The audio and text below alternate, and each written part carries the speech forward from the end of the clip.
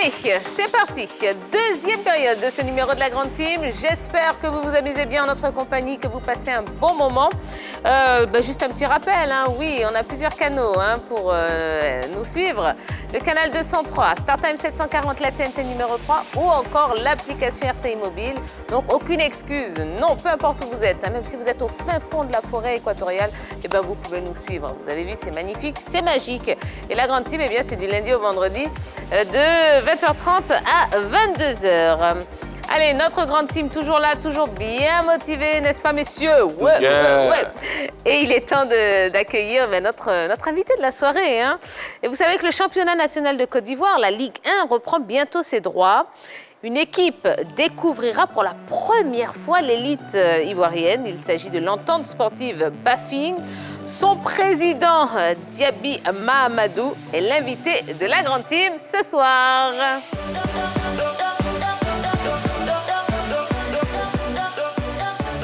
Bonsoir, Président. Bonsoir, Tia. Comment allez-vous? Oui, je vais bien, merci. Bon, ça va, pas trop stressé? Oui, pas. Vous avez vu, c'est cool, c'est relax ici.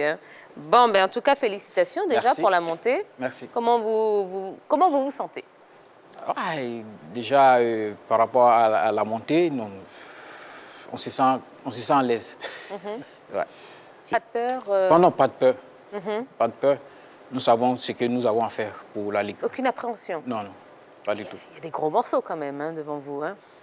Mais nous allons affronter et puis voilà, je pense que nous allons y arriver. D'accord, très bien. Alors, Président, je vous présente la Grande Team. Ils auront aussi beaucoup de questions à vous poser. Mais avant cela, est-ce que vous pouvez nous présenter votre club, donc l'entente sportive du Bafing? Je vous remercie. Je remercie d'abord M. Sinani Dosso, le PCA de l'entente sportive du Bafing, qui met toujours les moyens à notre disposition pour l'avancée du club. Et puis le Bafing est situé dans le nord-ouest de la Côte d'Ivoire. Voilà. Votre club? Voilà, notre club, le Bafing, est situé dans le nord-ouest de la Côte d'Ivoire, mais nous résidons à Abidjan. Alors, attendez, ça c'est très important ce que vous me dites. Vous parlez du nord-ouest de la Côte d'Ivoire et vous êtes ici à Abidjan. On va en parler dans un instant. D'accord. Le club a été créé en quelle année? Nous avons racheté le club en 2009, je pense. Voilà. Ça fait pratiquement 11 ans que nous avons le club. On l'a racheté étant en D3. Voilà. Nous avons travaillé, crescendo. Nous avons accédé à la Ligue 2. Jusqu'en 2014, on a été relégué, on a travaillé, revenu encore en Ligue 2. Voilà. Et puis on a travaillé. On a, on a émis des idées comment est-ce qu'il faut faire pour accéder à la Ligue 1. Voilà. Et puis voilà.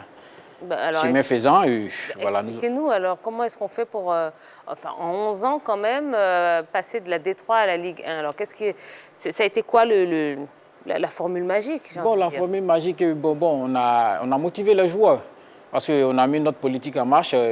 Puisqu'on voulait coûte que coûte monter en Ligue 1, voilà, on a mis une politique en marche. Voilà, à tout moment, après chaque victoire, on payait les primes dans les vestiaires. Voilà, et même les joueurs qui n'avaient pas de liste, ils ne gagnaient pas de liste, avaient une prime. Donc, vous voyez déjà que ça suscitait déjà l'engagement. Et même les salaires étaient payés les 26 et les 27, les 26 et les 30 du mois. Donc, je pense que tout ça a motivé les joueurs à porter ce fruit-là. D'accord, absolument. Alors, donc, votre équipe va découvrir les joies de la Ligue 1 cette saison. Et elle se prépare depuis quelques jours à Niama. Et Henri Jo, Henri Jo. En fait, vous avez le bon rôle dans cette... Vous vous promenez, vous allez dans les clubs, vous allez les voir, vous allez voir les joueurs, c'est bien. Et donc, vous vous êtes rendu ce matin donc à Niama pour le compte de la Grande Team. On va suivre ce reportage et puis on se retrouve juste après pour en parler. Le 27 mars prochain, l'entente sportive du Bafing jouera son premier match dans l'élite du football ivoirien face à la FAD. Leader de la poule A à l'issue du championnat de Ligue 2, l'équipe de la ville de Touba prépare activement ce nouveau challenge. Mardi 16 mars, nous sommes à Anyama, à quelques mètres du stade Ebimpe. C'est dans cette banlieue d'Abidjan que l'équipe prépare la saison sous la houlette du coach Ouattara Karim. Si on ne comprend pas, on va expliquer. Ok? Allez les gars, en place, en place, en place. La préparation se passe bien. On a multiplié des matchs amicaux. On tend maintenant vers la finition. Samedi d'ailleurs, on a un match amical, un dernier match amical. Voilà, pour pouvoir débuter la saison, quoi. Voilà. Pour cette première, l'ES joue la carte de la prudence et vise le maintien. Pour ce faire, le club a conservé 14 joueurs de son effectif précédent et s'est aussi renforcé. Les recrues, ce n'est pas les moindres. On a des joueurs venus un peu de la SEC.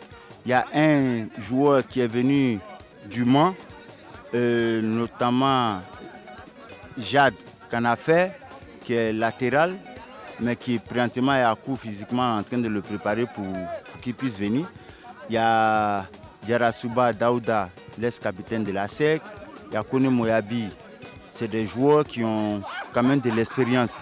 Ils viendront juste à encadrer les jeunes qui ont fait monter l'équipe pour qu'on puisse vraiment se maintenir. Parmi les rescapés de la saison dernière, il y a Akwe Kofi Alfred. Pour le défenseur central, il faut du mental pour aborder la nouvelle saison. Parce que comme tout sportif, l'objectif c'est de viser le haut niveau, c'est d'aller plus loin encore. Donc on doit doubler plus d'efforts encore pour y arriver, puisque c'est la Ligue 1, voilà, c'est la Ligue supérieure. Donc il faut être solide, il faut être là, il faut être fort mentalement sur tous les niveaux, sur tous les plans, pour avoir le maintien. Au niveau des recrues, des visages bien connus de la Ligue 1 ivoirienne, anciens du stade d'Abidjan et de l'ASEC Mimosa, Kone Moyabi débarque dans le Bafing. Après des aventures hors du pays, il revient chez le promu avec l'envie de l'aider à atteindre son objectif. Mes ambitions sont très simples. C'est d'abord à la base, d'abord maintenir le Bafing en Ligue 1. C'était d'abord le projet des dirigeants ici. Et puis bon, on verra au fil du temps, au fil du championnat, qu'est-ce que ça va donner. Si on peut prendre les 2 premières places pour aller jouer la Super League, ça sera préférable, on va l'accepter. Kone Moyabi n'est pas le seul visage connu du nouvel effectif de l'ES Bafing. On retrouve une forte colonie d'anciens jaunes-noirs, Yarasuba Daouda, Conan Saviola, Lalo Olo Yvan, Fete Fils Junior ou encore l'ancien portier du Sporting Club de Gagnoa, Tizi Anderson. Avec une telle armada, le promu peut espérer mieux que le maintien.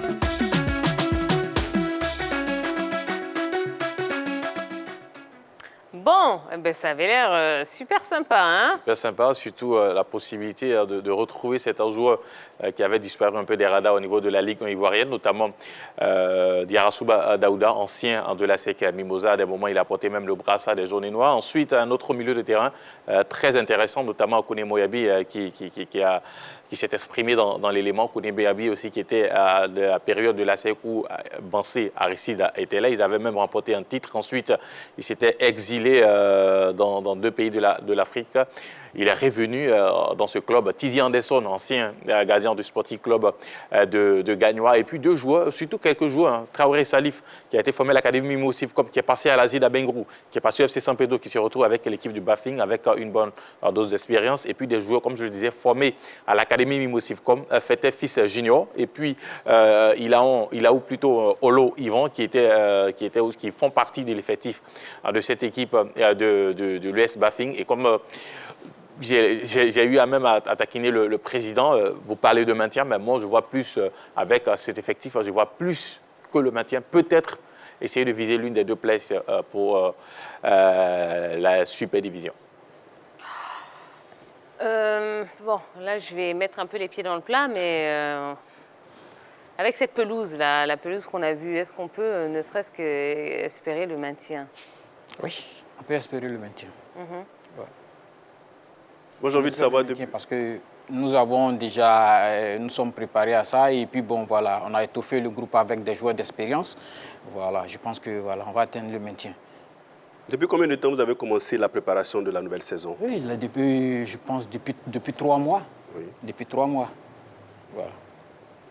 Et comment ça a été séquencé cette phase-là? Ça a commencé par quoi jusqu'à maintenant? Bon, on a commencé d'abord par les recrutements. Oui. Voilà, après le recrutement, le coach il a fait un chronogramme bien donné qu'on a suivi et puis bon, voilà. D'accord. Jusque-là. Prési, pourquoi vous ne faites pas votre préparation dans le Bafing? Mais dans le Bafing, il n'y a pas d'infrastructure bien appropriée. Voilà, la raison pour laquelle nous faisions déjà la préparation à Abidjan. Alors, au niveau du championnat ivoirien, quand même, c'est la grosse difficulté pour certains clubs. Par exemple, l'Asile d'Abengrou, qui dans le temps recevait ses matchs au stade Henri Konan Bélier d'Abengrou, c'était difficile pour les équipes de se déplacer à Abengrou et de battre cette équipe sur ses installations. Sauf que la pelouse, maintenant, ne respecte plus les normes exigées par la fédération ou surtout par la Ligue professionnelle de football. Donc, ce stade a été retiré de la liste des stades pouvant accueillir les rencontres de la Ligue ivoirienne. Ensuite, l'équipe de l'Est Standard recevait ses matchs du côté de Bondoukou, au stade El Hadj Ali Timité. Là aussi, le stade a été retiré. Et du coup, ces deux équipes se retrouvent à Abidjan à accueillir, à recevoir le match soit au stade Robert Champeau de Makori ou au Parc d'Espoir de Treichville. Et ça a enlevé quelque chose. Et aujourd'hui, c'est la grosse difficulté pour certains clubs de l'intérieur du pays où il n'y a pas d'infrastructure. Et notamment, l'équipe de l'US Bafing en fait partie. Moi, je voulais savoir, ça fait combien d'années que le coach il est en place, M. Ouattara Karim? Combien d'années qu'il est en place et vous l'avez donné quoi exactement pour préparer ce groupe-là aujourd'hui qui se retrouve en Ligue 1? Ok, ça fait la 3e saison que Ouattara Karim est avec nous. Et c'est la confiance qui fait qu'il est toujours avec nous. Alors, comment est-ce que vous avez réussi à conserver votre effectif alors que les compétitions sont à l'arrêt depuis quasiment un an? Et bon, moi, depuis l'arrêt du championnat, je continue à entretenir mes joueurs. Voilà. Le club n'ayant pas assez de moyens, mais chaque mois, je payais la moitié du salaire des joueurs. Donc, ils ont pris le courage de rester avec moi. Je les entretenais jour et nuit. Et bon, voilà, de par ma confiance, ils sont restés. D'accord. Bon, première saison en Ligue 1, quelles sont vos ambitions? Notre ambition, la première ambition, c'est le maintien. Voilà, nous allons jouer et si une place s'offre à nous, voilà, nous allons saisir de l'opportunité et puis jouer la super division. Mais quand vous regardez aujourd'hui, et là, je veux vraiment une réponse très très honnête, est-ce que vous pensez qu'aujourd'hui vous avez les moyens de vos ambitions? Oui, nous avons les moyens de nos ambitions. Nous avons bien les moyens de nos ambitions. Ouais.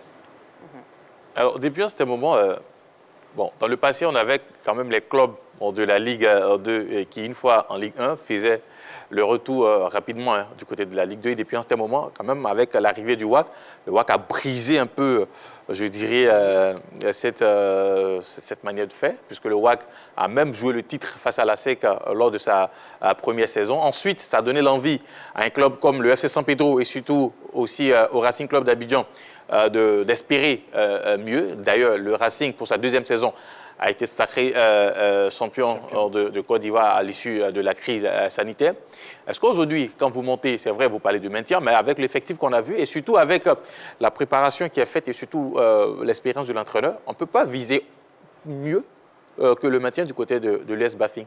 Bon, écoutez, notre premier objectif d'abord, c'est le maintien, comme je l'ai dit. Voilà, on va prendre match par match et l'appétit vient en mangeant. Voilà, et nous allons viser peut-être après l'une des deux premières places pour pouvoir jouer la Super Division. En réalité, l'une des 2 premières places, c'est la réelle ambition de cette équipe de Bafing. Notre première ambition, c'est le maintien. Le maintien d'abord. Voilà. D'accord. Alors, Président, vous avez quand même recruté un Brésilien. Ouais. Comment ça a été possible?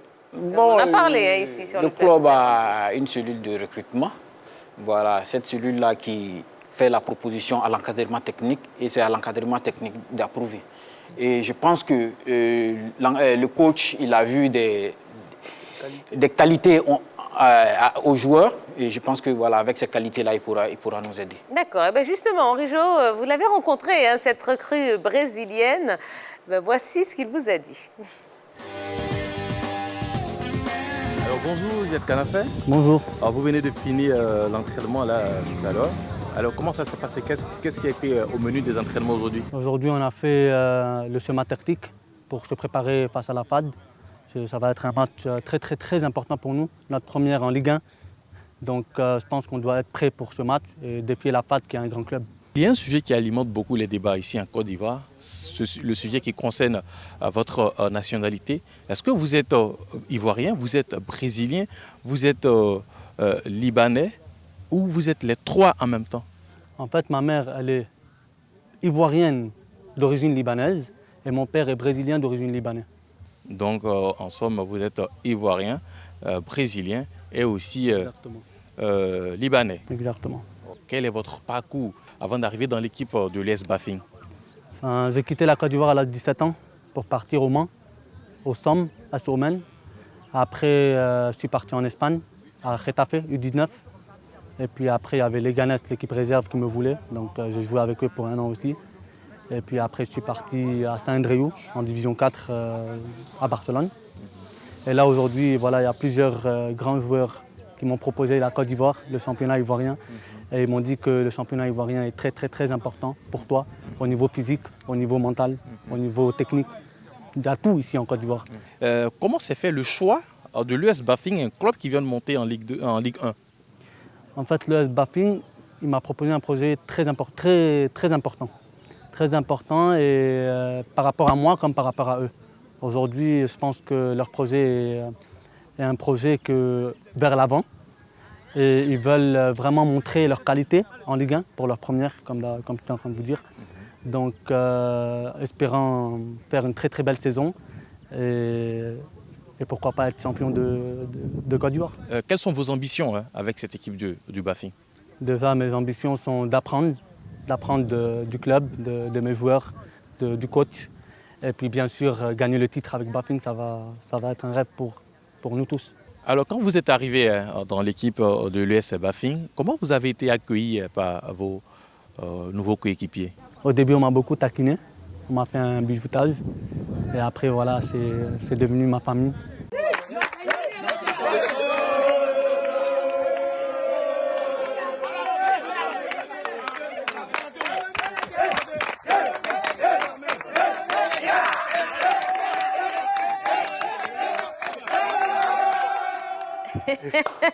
Bon, on a bien reconnu les pas de danse qui arrivaient tout droit de Rio de Janeiro.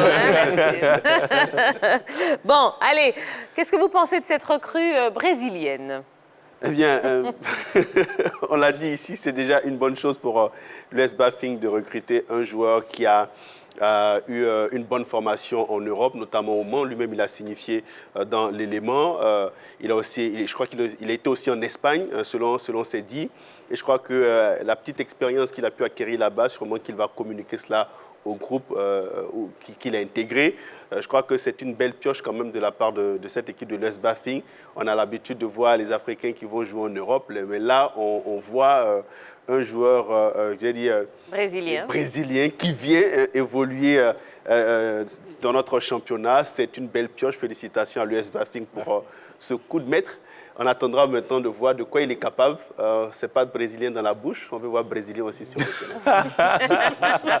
C'est une bonne nouvelle. Hein. Je pense que s'il réussit à faire un bon championnat et si un jour il est sélectionné avec les équipes de jeunes du Brésil, ça nous fera également de la publicité, très important. Voilà. Non, mais, il a dit lui-même, il a des parents qui sont d'origine libanaise, sauf que le père, il a en même temps la nationalité brésilienne et la mère a la nationalité ivoirienne. Donc du coup, il est partagé entre ces 3 pays. Donc on peut le voir aussi avec l'équipe libanaise comme l'équipe ivoirienne, si d'aventure il est sélectionné. Maintenant, c'est un joueur le cas du Brésil. Qui est beaucoup enthousiaste. Voilà, il a beaucoup d'envie. Surtout, il va attiser un peu la curiosité, parce que déjà, avec tout l'abattage médiatique qui est fait autour de ce joueur, quand le championnat a commencé, forcément, on aura envie de voir Djad Kanafé évoluer dans notre championnat, voir ce qu'il peut apporter. On aurait peut-être le voir sur le front de l'attaque. Malheureusement, il est défenseur. Peut-être il va apporter quelque chose de nouveau, mais seulement avec ces nationalités qui ont été citées là, quand même, ça va attiser la curiosité des amateurs de foot du côté de la Côte d'Ivoire. Et ça ne peut que bénéficier à notre championnat, puisque les gens iront quand même pour voir le Brésilien. Le Brésilien. Ivoirien de l'US Bafing. Absolument. Voilà. Allez, on va parler maintenant de la reprise du championnat. C'est l'actu de ce soir.